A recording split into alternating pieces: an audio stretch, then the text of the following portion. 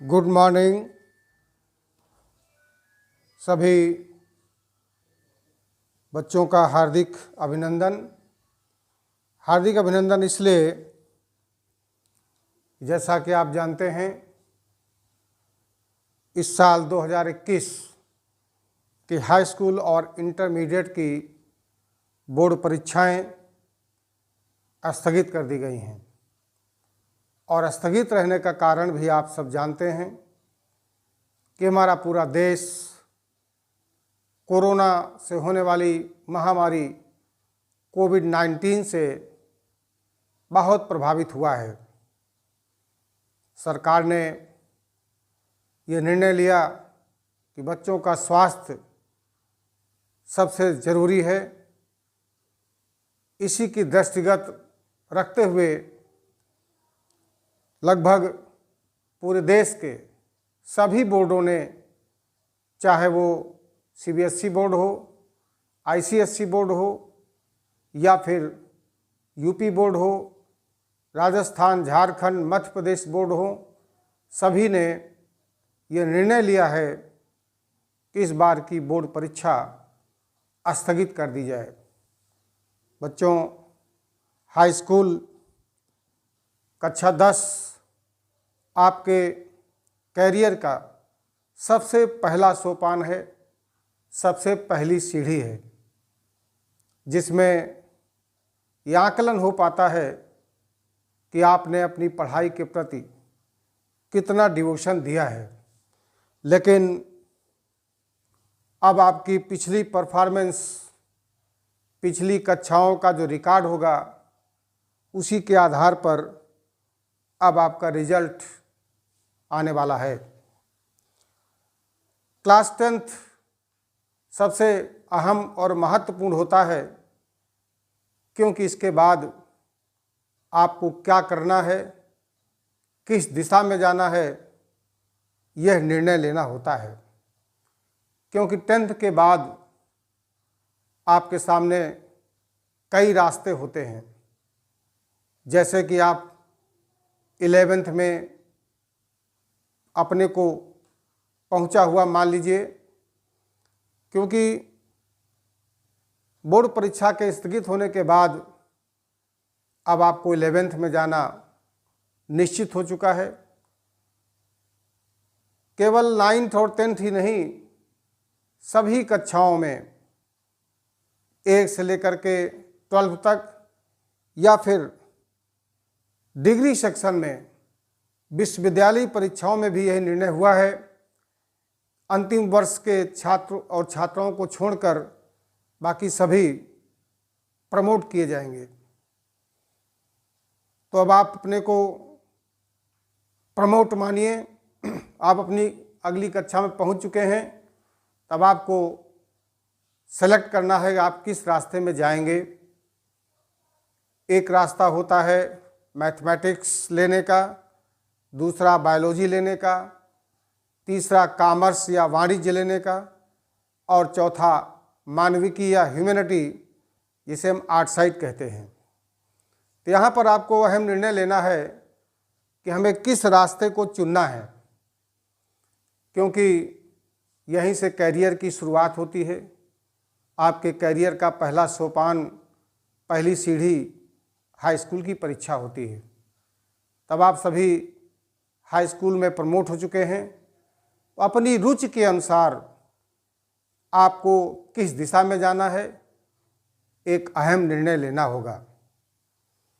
यदि आप class 11th में जीव विज्ञान लेना चाहते हैं, बायोलॉजी साइड लेने के लिए निर्णय लिया है, तो फिर यह वीडियो आपके काम का है। आज हम 11th बायोलॉजी की बेसिक जानकारी, जो हर एक बायोलॉजी पढ़ने वाले छात्र को होनी चाहिए, देना चाहते हैं। अभी तक आपने हाई स्कूल में एक सब्जेक्ट साइंस का अध्ययन किया है, विज्ञान का अध्ययन किया है, लेकिन अब यहाँ आने के बाद यदि आप साइंस स्ट्रीम में जाना चाहते हैं, विज्ञान वर्ग में जाना चाहते हैं, तब आपको यहाँ पर हाई स्कूल की तुलना में अधिक पाठ्यक्रम को पढ़ना होगा, क्योंकि हाई स्कूल की बुक में फिजिक्स यानी भौतिक विज्ञान, केमिस्ट्री अर्थात रसायन विज्ञान और बायोलॉजी अर्थात जीव विज्ञान एक ही बुक में थे। लेकिन जब आप 11th में आएंगे तो ये तीनों विषय बन जाएंगे, फिजिक्स, केमिस्ट्री और बायोलॉजी। तो निश्चित है कि पाठ्यक्रम बहुत होगा, हर एक विषय की एक अपनी किताब होगी, एक अलग बुक होगी, बायोलॉजी की अलग बुक होगी, केमिस्ट्री की अलग बुक होगी और फिजिक्स की अलग बुक होगी। तो अब आप 3 विषय बन चुके हैं, 3 विषय आपके बन चुके विज्ञान के। तो हाई स्कूल की कंपेयर करने पर ये पाते हैं कि फर्स्ट ईयर में कोर्स बढ़ जाता है, तब आपके ऊपर और अधिक जिम्मेदारी आती है। फिलहाल यदि आपने जीव विज्ञान विषय लेने का निर्णय ले लिया है, 11th में बायोलॉजी पढ़ना चाहते हैं, तो ये आज हम बायोलॉजी की कुछ बेसिक इन्फॉर्मेशन जो आपके लिए ज़रूरी है ये बताने का प्रयास कर रहे हैं। तो आइए जानते हैं कि बायोलॉजी की बेसिक जानकारी क्या है। 11th biology, 11th biology, biology का अर्थ होता है जीव विज्ञान। जीव विज्ञान नाम से स्पष्ट है, जीव विज्ञान अर्थात विज्ञान की वह शाखा जिसके अंतर्गत हम जीवों का अध्ययन करते हैं, जीव विज्ञान कहलाती है। बायोलॉजी शब्द को यदि गौर करें तो बायोलॉजी शब्द 2 भागों से मिलकर बना है। पहला भाग बायोस और दूसरा भाग लोगोस। बायोस और लोगोस से मिलकर बना है। बायोस मीन्स होता है लाइफ और लोगोस मीन्स होता है स्टडी। इसका मतलब क्या हुआ? लाइफ माने जीवन, स्टडी माने अध्ययन, अर्थात विज्ञान की वह शाखा जिसके अंतर्गत हम जीवों का अध्ययन करते हैं, जीवों का अध्ययन करते हैं, जीव विज्ञान कहलाती है। That branch of science in which we study about the living things. जीवों का अध्ययन कराने वाली शाखा जीव विज्ञान कहलाती है। तो इसके अंतर्गत हम दुनिया में पाए जाने वाले समस्त जीवधारियों का अध्ययन करते हैं। जीव विज्ञान शब्द की बात करें तो जीव विज्ञान शब्द किसने दिया? जीव विज्ञान शब्द लैमार्क, नाम याद रखिएगा, लैमार्क एवं ट्रेविरेनस ने दिया है। लैमार्क और ट्रेविरेनस ने जीव विज्ञान शब्द को दिया है और इस शब्द को इन्होंने 1802 ईस्वी में दिया था। तो जीव विज्ञान विज्ञान की वह शाखा है जिसके अंतर्गत हम जीवधारियों का अध्ययन करते हैं और जीव विज्ञान 2 शब्दों से मिलकर बना है, बायोस और लोगोस। बायोस मीन्स होता है लाइफ और लोगोस मीन्स होता है study. It means study of life. जीवों का अध्ययन कराने वाली विज्ञान की शाखा जीव विज्ञान कहलाती है। अध्ययन की सुविधा के लिए और एक चीज़ और जान लीजिए, लैमार्क ने और ट्रेविरेनस ने जीव विज्ञान शब्द दिया है, लेकिन जीव विज्ञान के पिता, फादर ऑफ बायोलॉजी, अरस्तु को कहा जाता है। जीव विज्ञान के पिता अरस्तु, जिन्हें हम अरिस्टोटल कहते हैं, अरिस्टोटल भी अरस्तु का ही नाम होता है। तो जीव विज्ञान के पिता अरस्तु हैं। जीव विज्ञान शब्द को लैमार्क और टेबरेनस ने 1802 में दिया था, लेकिन जीव विज्ञान के पिता अरस्तु को कहा जाता है। अध्ययन की सुविधा के लिए हम जीव विज्ञान को दो भागों में बांट सकते हैं। बायोलॉजी को हम दो भागों में बांट सकते हैं फिलहाल आपके पाठ्यक्रम के अनुसार। जीव विज्ञान की दो जो प्रमुख शाखाएं हैं, एक कहलाती है जंतु विज्ञान या इसे हम प्राणी विज्ञान कहते हैं। प्राणी विज्ञान, इंग्लिश बोलेंगे जूलॉजी, जू माने एनिमल, स्टडी ऑफ एनिमल। और दूसरी जो महत्वपूर्ण शाखा जीव विज्ञान की है वह है वनस्पति विज्ञान। वनस्पति विज्ञान, इंग्लिश में बोलते हैं बॉटनी। बॉटनी अर्थात जीव विज्ञान को दो प्रमुख शाखाओं में जंतु विज्ञान और वनस्पति विज्ञान में बांटा जा सकता है। जंतु विज्ञान क्या है? जीव विज्ञान की वह शाखा जिसके अंतर्गत हम जंतुओं का अध्ययन करते हैं, प्राणियों का अध्ययन करते हैं। अर्थात जीव विज्ञान की वो शाखा जिसके अंतर्गत हम प्राणियों या जंतुओं का अध्ययन करते हैं, वो शाखा जंतु विज्ञान या जूलॉजी कहलाती है। तो यहाँ पर फिर एक बार father of zoology, father of zoology अरस्तु को ही कहा जाता है। इस प्रकार से जीव विज्ञान के पिता भी अरस्तु हैं और जंतु विज्ञान के पिता भी अरस्तु को ही कहा जाता है। दूसरी शाखा आती है वनस्पति विज्ञान। इसके अंतर्गत हम पेड़ पौधों और वनस्पतियों का अध्ययन करते हैं। Study of plants, study of plants, पेड़ पौधों और वनस्पतियों का अध्ययन कराने वाली शाखा वनस्पति विज्ञान कहलाती है।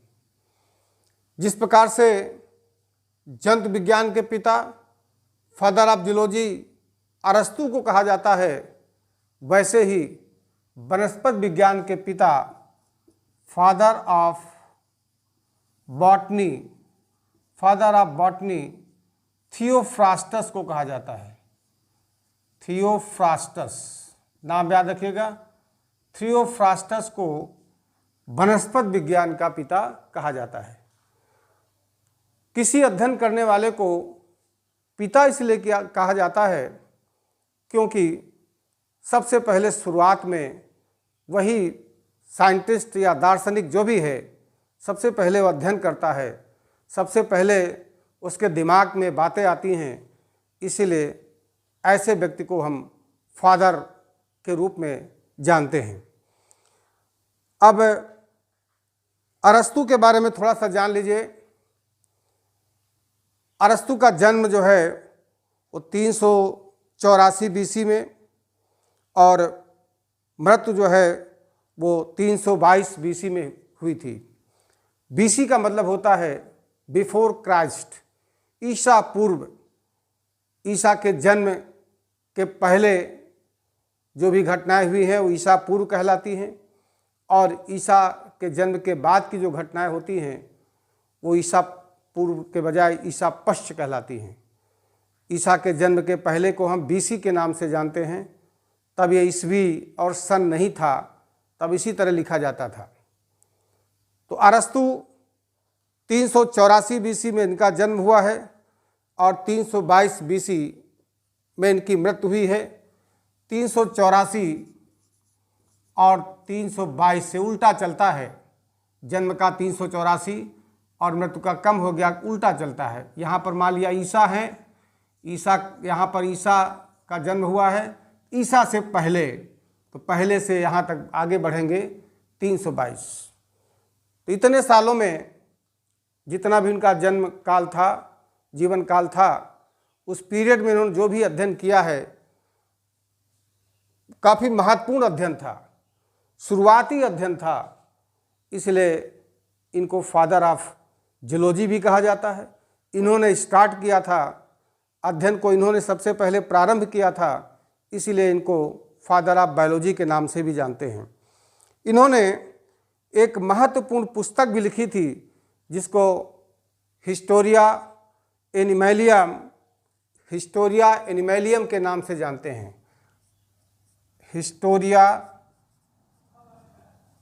एनिमेलियम, यह इनकी बुक का नाम है, किताब, काफ़ी महत्वपूर्ण किताब है। इस किताब में इन्होंने शुरुआत के बहुत सारे जंतुओं पर, प्राणियों पर अध्ययन किया है और अध्ययन करने के बाद जो किताब तैयार की थी उसका नाम था हिस्टोरिया एनिमेलियम।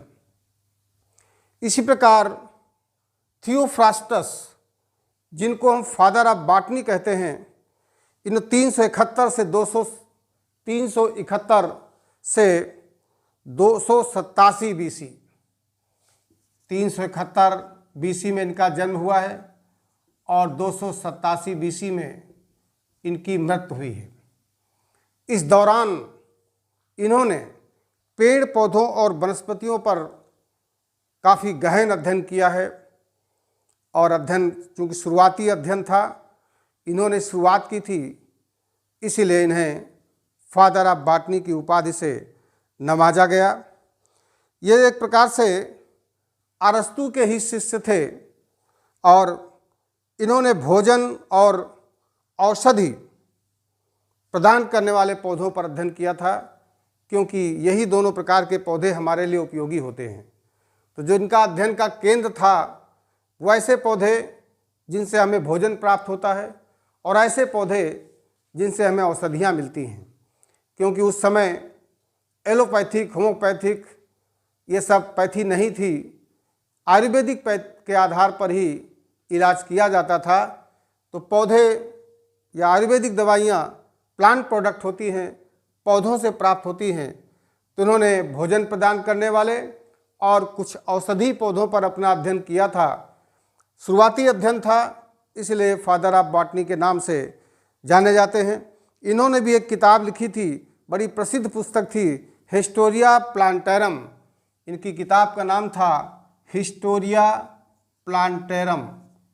हिस्टोरिया प्लांटेरम किताब का नाम, वैसे तो कई हैं लेकिन इन किताबों को विशेष ध्यान रखना है, शुरुआती हैं। तो ये दो किताबें निकल कर आईं, एक अरस्तु के द्वारा लिखी हुई किताब हिस्टोरिया एनिमेलियम जो जंतुओं पर आधारित थी, और थियोफ्रास्टस के द्वारा लिखी हुई किताब हिस्टोरिया प्लांटेरम, जिस पर उन्होंने पौधों के बारे में लिखा है और ऐसे पौधे जो औषधि देने वाले होते हैं या भोज्य पदार्थ देने वाले होते हैं। तो ये जानना आवश्यक था कि बायोलॉजी क्या है, बायोलॉजी की प्रमुख ब्रांचेज क्या हैं, जूलॉजी और बॉटनी, जंतु विज्ञान या प्राणी विज्ञान, वनस्पति विज्ञान या बॉटनी। इस तरह से जीव विज्ञान शब्द किसने दिया, फादर ऑफ बायोलॉजी कौन है, फादर ऑफ जूलॉजी कौन है, फादर ऑफ बॉटनी कौन है, इसके बारे में आपने जानकारी हासिल की। आगे कुछ और बेसिक चीज़ें जो हर एक बायोलॉजी पढ़ने वाले स्टूडेंट के लिए आवश्यक होती है, वो भी जानना आवश्यक है। जैसा कि आप जानते हैं, दुनिया में दो ही तरह की वस्तुएं हैं, या तो सजीव हैं या तो निर्जीव हैं। तीसरा मृत कह सकते हैं, वो सजीवों से ही जब उनमें जीवन समाप्त हो जाता है तो मृत की श्रेणी में आ जाते हैं, the living, non living and dead. चूँकि सजीव कोशिका से मिलकर बना होता है, सेल से मिलकर बना होता है। इसीलिए कोशिका को, सेल मीन्स कोशिका, कोशिका को जीवन की इकाई कहा जाता है। सेल जीवन की इकाई होती है, यूनिट ऑफ लाइफ। कोशिका जीवन की इकाई है। चूँकि सजीव कोशिका से ही मिलकर बनते हैं, तो जो भी हम जीव विज्ञान में पढ़ेंगे वो सजीवों के बारे में पढ़ेंगे। सजीव या तो जंतु होंगे या फिर पौधे होंगे। जंतु और पौधे किससे मिलकर बने हैं? कोशिका या कोशिकाओं से मिलकर बने हैं। कुछ ऐसे भी जंतु हैं, कुछ ऐसे भी पौधे हैं जो सिर्फ एक ही कोशिका से मिलकर बने होते हैं, सिंगल सेल्ड होते हैं। इनके बारे में आप आगे अध्ययन करेंगे। तो कोशिका को जीवन की इकाई कहा जाता है। जीवन की इकाई कहते क्यों हैं? क्योंकि आप यदि इसको देखें तो सेल, कोशिका, कुछ तो प्राणी ऐसे होते हैं जो एक ही कोशिका से मिलकर बने होते हैं, जैसे आपने हाई स्कूल में पढ़ा होगा, अमीबा, पैरामीशियम, यूग्लिना, ये ऐसे जंतु हैं जो एक ही कोशिका से मिलकर बने होते हैं। इसी प्रकार पौधों में क्लेमाइडोमोनास, एक ऐसा पौधा जो शैवाल में आता है, एक कोश की होता है। तो कोशिकाएं जब मिल जाती हैं और मिल करके एक जैसा कार्य करने लगती हैं, तो कोशिकाओं से मिलकर फिर ऊतक बनता है। ये कोशिका है, कोशिकाओं से मिलकर टिश्यू या ऊतक का निर्माण होता है। और ऊतक मीन्स कोशिकाओं का ऐसा समूह जो कार्य और रचना में समान हो। ऊतक के बाद फिर कई सारे ऊतक मिल जाते हैं, तो ऊतक तंत्र का निर्माण करते हैं, टिश्यू सिस्टम बनाते हैं, जिसको हम कहते हैं ऊतक तंत्र। कई सारे तंत्र, ऊतक तंत्र मिलकर के फिर आर्गन या अंग का निर्माण करते हैं। और कई सारे अंग जब मिल जाते हैं तो फिर अंग तंत्र का निर्माण होता है, आर्गन सिस्टम बनता है, अंग तंत्र बनता है। और कई सारे जब अंग तंत्र मिल जाते हैं तो किसी भी जीव के शरीर का निर्माण होता है, बॉडी बन जाती, शरीर बन जाता है। जैसे अपने ही शरीर में ले लीजिए, हमारे शरीर में बहुत सारे अंग तंत्र हैं जिनको हम आर्गन सिस्टम बोलते हैं। कंकाल तंत्र, हड्डियों का ढांचा जिससे हमें एक निश्चित आकृति और आकार मिलता है। उत्सर्जन तंत्र, पाचन तंत्र,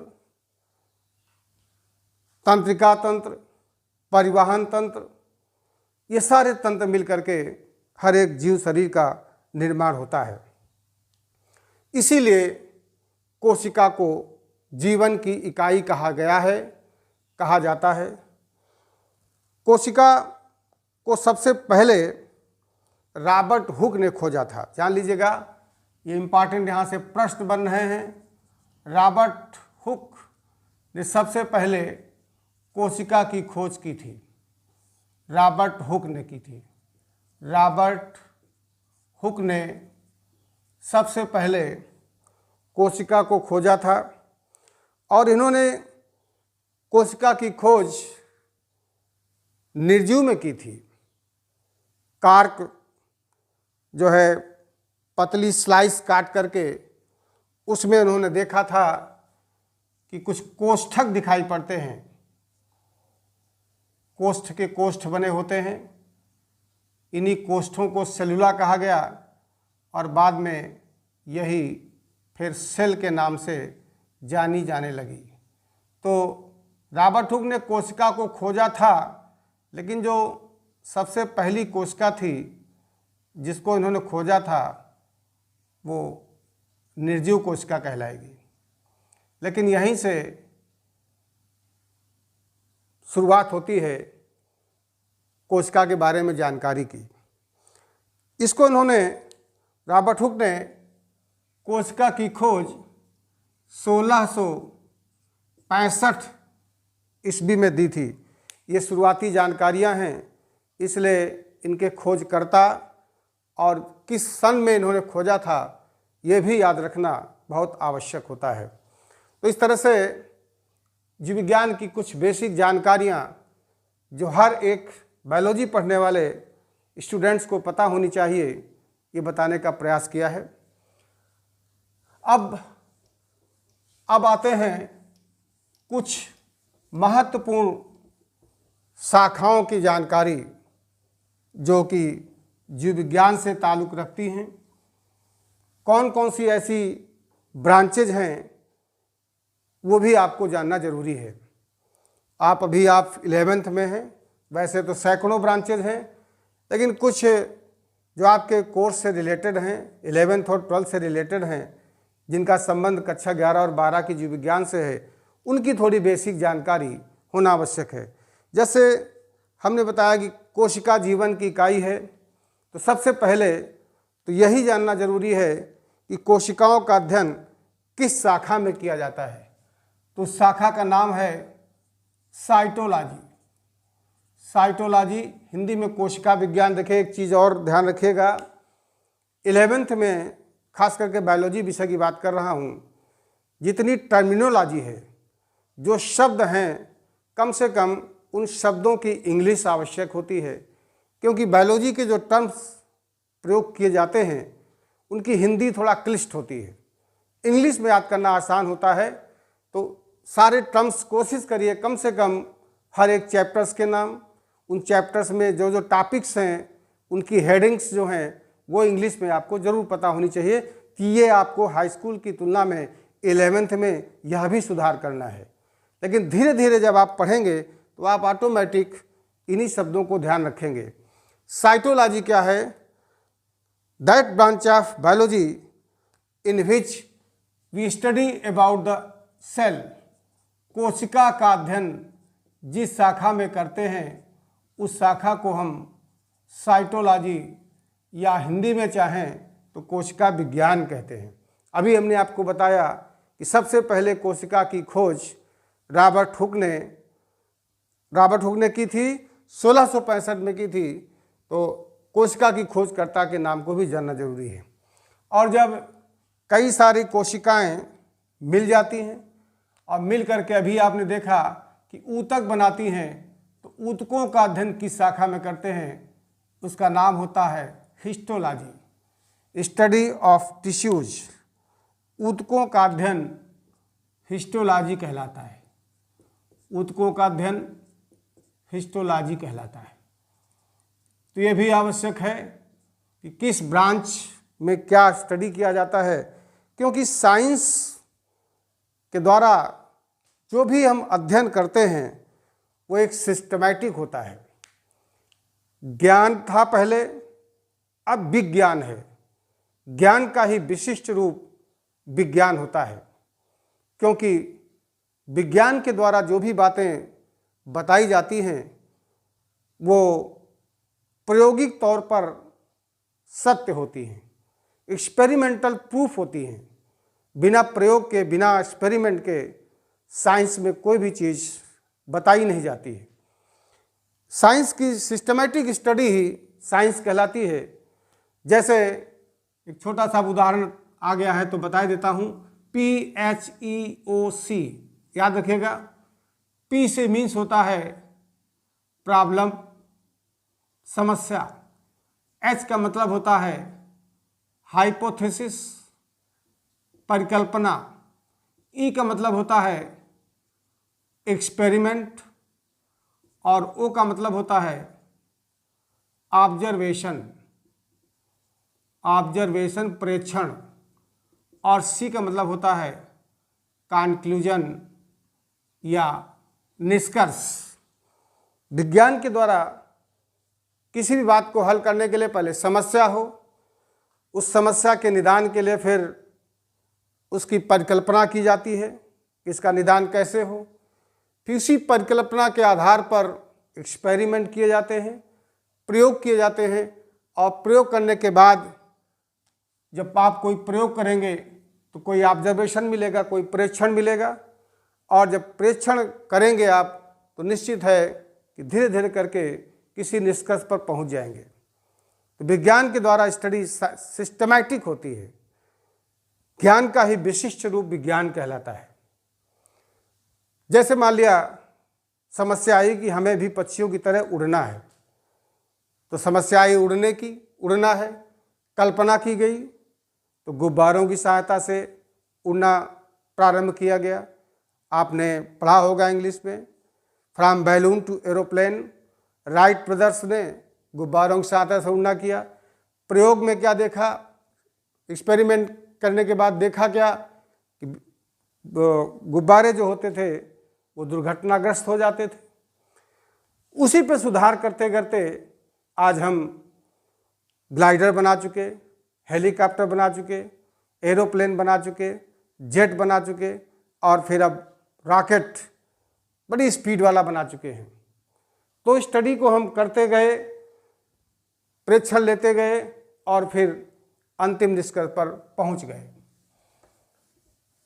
तो सिस्टमैटिक स्टडी है, इसलिए ब्रांचेज बना दी गई ताकि अध्ययन करना आसान हो जाए। तो पहला हुआ साइटोलॉजी, कोशिका का अध्ययन, हिस्टोलॉजी, ऊतकों का अध्ययन।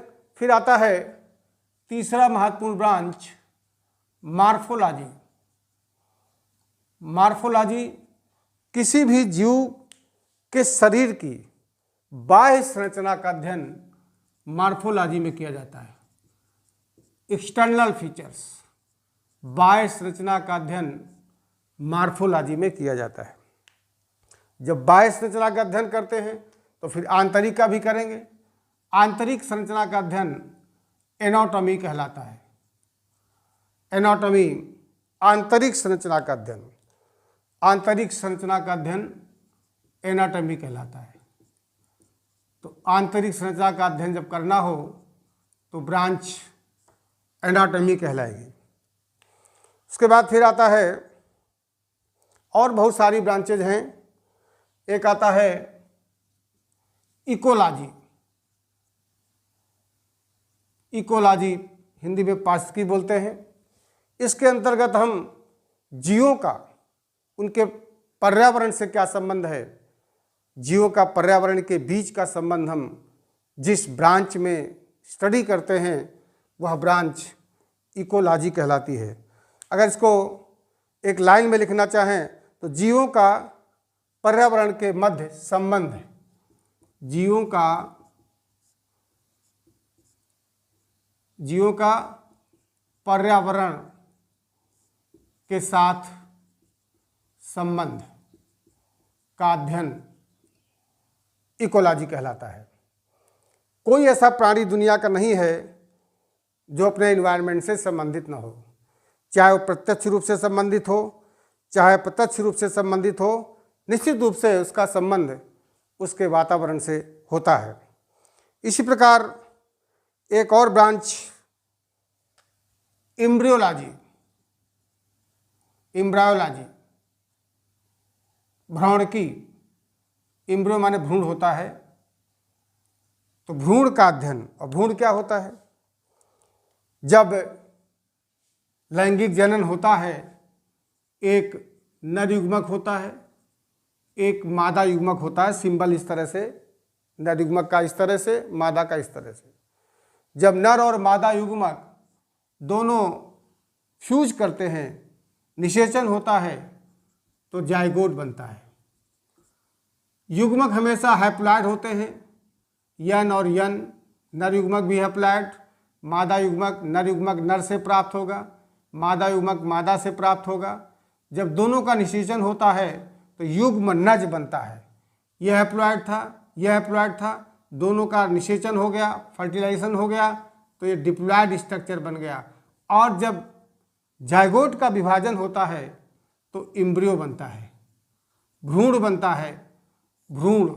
और यही भ्रूण जो है आगे चलकर जिस जीव का भ्रूण होगा उसी जीव को वो आगे चलकर विकसित कर देगा।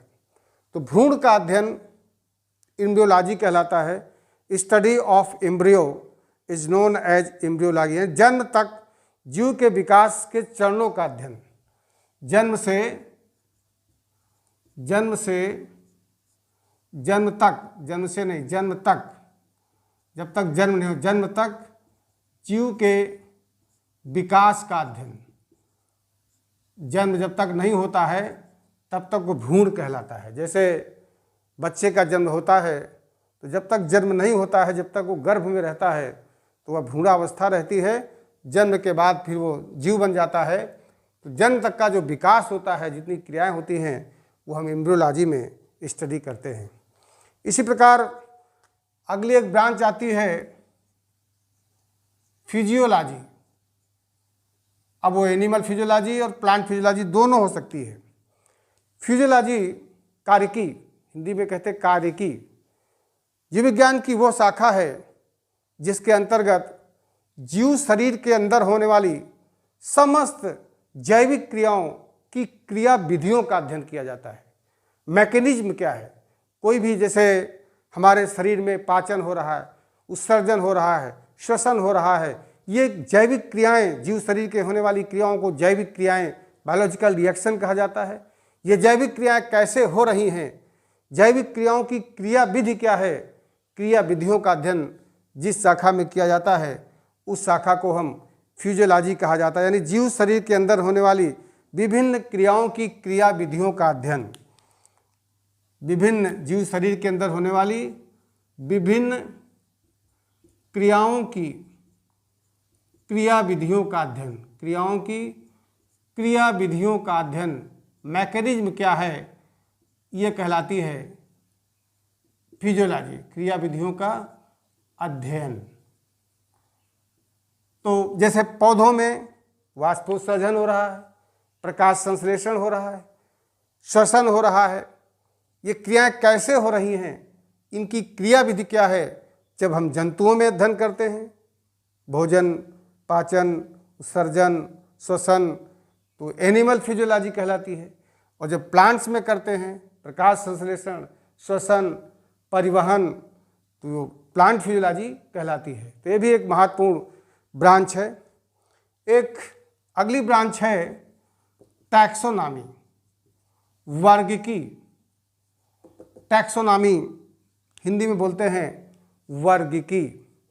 वर्गीकी क्या होती है, इसमें क्या अध्ययन करते हैं, तो जीवों के वर्गीकरण और अन्य जीवों के साथ या अन्य जीवों के साथ उनके विकासवादी संबंधों का अध्ययन जिस शाखा में किया जाता है वह शाखा वर्गीकी कहलाती है।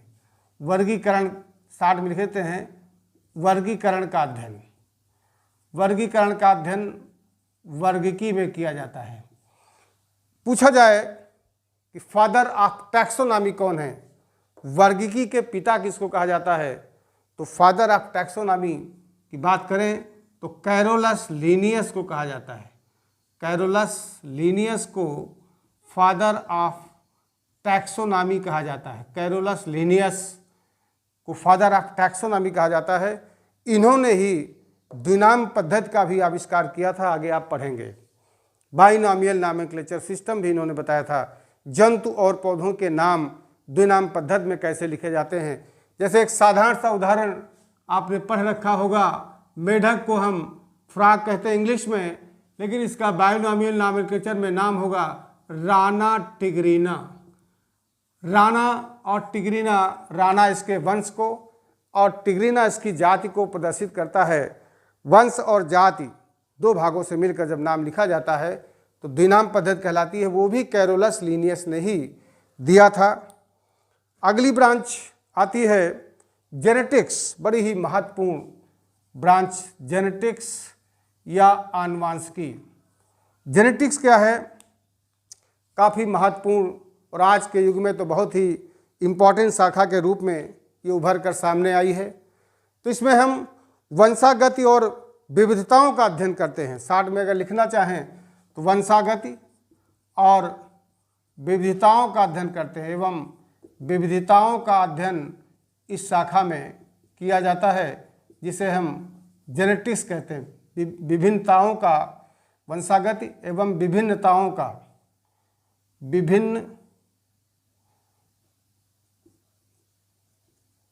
विभिन्नताओं का अध्ययन, वेरिएशंस और का अध्ययन करते हैं इस ब्रांच को हम कहते हैं जेनेटिक्स। फादर ऑफ जेनेटिक्स आप सबने पढ़ा होगा, ग्रेगर जॉन मेंडल को कहा जाता है। ग्रेगर जॉन मेंडल को फादर ऑफ जेनेटिक्स के नाम से जाना जाता है। इन्होंने मटर के पौधों पर प्रयोग किए थे। यह आप 12th की कक्षाओं में पूरा चैप्टर है, पूरा डिटेल आप पढ़ेंगे। एक ब्रांच और आती है, वो है माइक्रोबायोलॉजी। माइक्रोबायोलॉजी, सूक्ष्म जैविकी। इसके अंतर्गत हम सूक्ष्म जीवों का अध्ययन, सूक्ष्म जीवों का अध्ययन करते हैं। सूक्ष्म जीवों को हम माइक्रोब्स कहते हैं। ऐसे जीव जिनको हम नेकेड आई से नहीं देख सकते हैं, सूक्ष्म जीव या माइक्रोब्स कहते हैं। और इन माइक्रोब्स की स्टडी माइक्रोबायोलॉजी के नाम से जानी जाती है। माइक्रोबायोलॉजी, फादर ऑफ माइक्रोबायोलॉजी जिसको कहा जाता है, उसका नाम भी जानना जरूरी है।